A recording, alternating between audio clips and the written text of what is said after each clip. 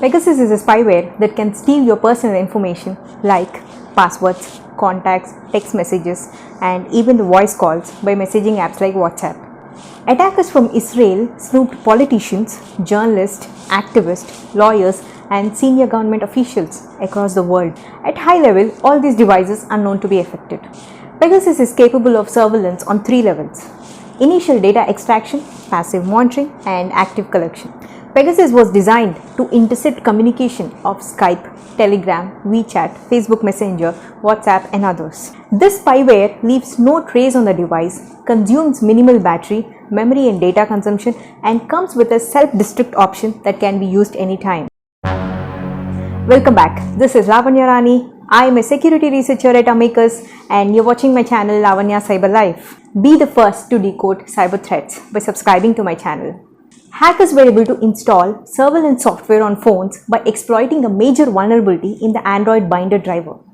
The use after free Android binder vulnerability is a local privilege escalation vulnerability that gives the attacker full read and write access to a vulnerable device via Chrome's rendered processes under Android isolated app SE Linux domain.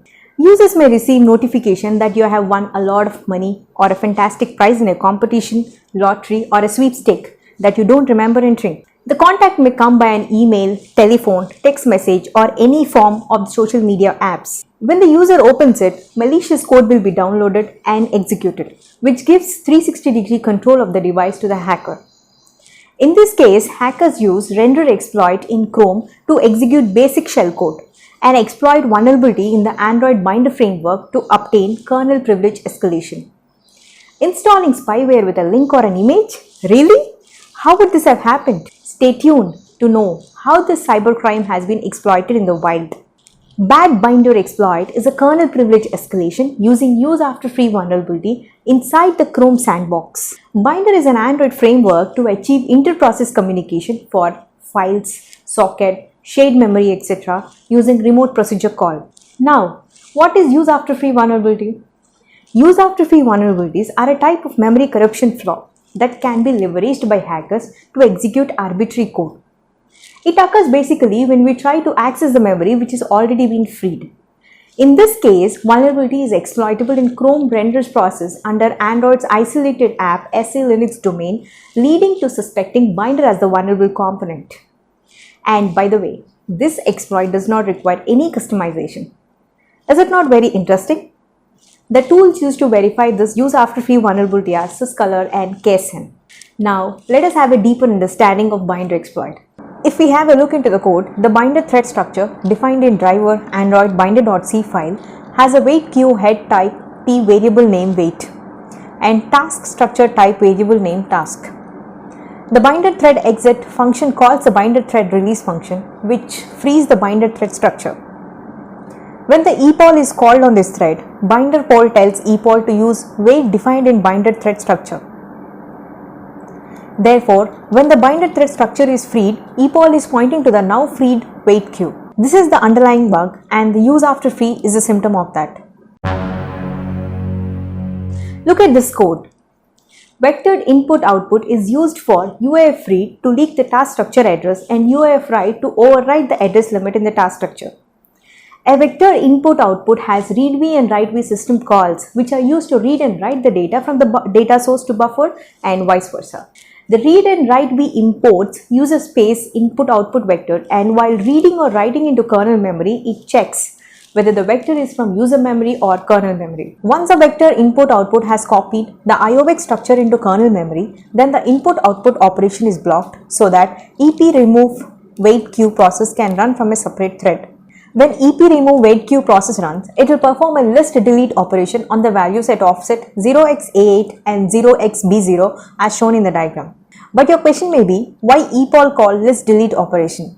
Since EP remove wait queue process assumes these memory values to be part of the wait queue head T structure. So EP remove wait queue process calls remove wait queue function, and that calls underscore remove wait queue function, which calls list delete function. The UAF exploitation technique is not successful when config debug list is enabled because list delete function is implemented differently when it's enabled. This is the code when config debug list is enabled. If you look at the code, list delete function calls underscore list delete entry, which includes check to ensure that previous entry matches with the next entry. If any of these check fails, bug on function will be called and the process will die and the entire device will reboot. Prior to list delete operation, the list looks like this. After the list delete operation, the list looks like this. The list head, previous and next pointers have been set to point to the list head. This means that IOV base has been overwritten with a kernel address and we can now perform scoped read and write operations from the kernel space beginning at the list head. This tells us that while the input-output is blocking, we can override the buffer pointers in the IOV array and then read from or write to a place in kernel memory. In the Android kernel, the task structure includes most of the important information about a process. In this case, we will get the pointer to the task structure because it includes the process's address limit. The code to leak the task structure pointer is in the function leak task structure. The function starts by adding the binder file descriptor to the epols interest list. This will create an array of 25 IOV structures and the first 10 entries are set to the value 0 so that kernel skips them while processing. We need the write v call to block prior to trying to write the IOV 11th element contents to the pipe. Write v will put all the dummy contents in the pipe and block, giving us time to change the address of the IOV 11th base element. The now unblocked write v will begin reading from the address in the IOV 11th base element, which has been now changed to the list head address binder thread plus 0xA8 in the kernel. We trigger the UAF again in order to override the address limit at task structure plus 0x08, this time using receive message instead of write v. The process through the list delete is the same. The IOV base ends up pointing to the list head of the wait queue. At this point, though, instead of reading from that address, we begin to write the values, now making all memory, including kernel memory, accessible as part of the user space memory range in our process, and thus granting arbitrary kernel read and write. Hence, we can conclude that use after free in the binder.c file allows an elevation of privilege from an application to the Linux kernel. CVE 2019-2215 permits attackers to fully compromise a device with only untrusted app access or a browser render exploit. And despite the patch being available in the upstream Linux kernel, it was left unpatched in Android devices for almost 2 years.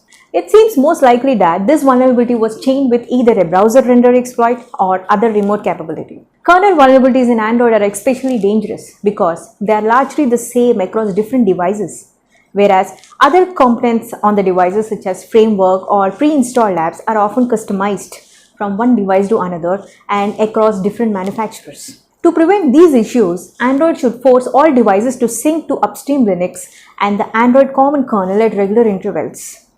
Because while patching the gap among long-term support Linux kernel, Android common kernel and the kernels running on the end users devices, there's a good chance for hackers to exploit. So, all of you, update your Android versions to the latest. Check in Play Store for any app updates. Do not install unauthorized apps. This is about binder exploit. Keep smiling. Until next time, this is Lavanya Rani signing off. Thank you for watching my video. Do like, share, subscribe, and don't forget to click on the bell icon.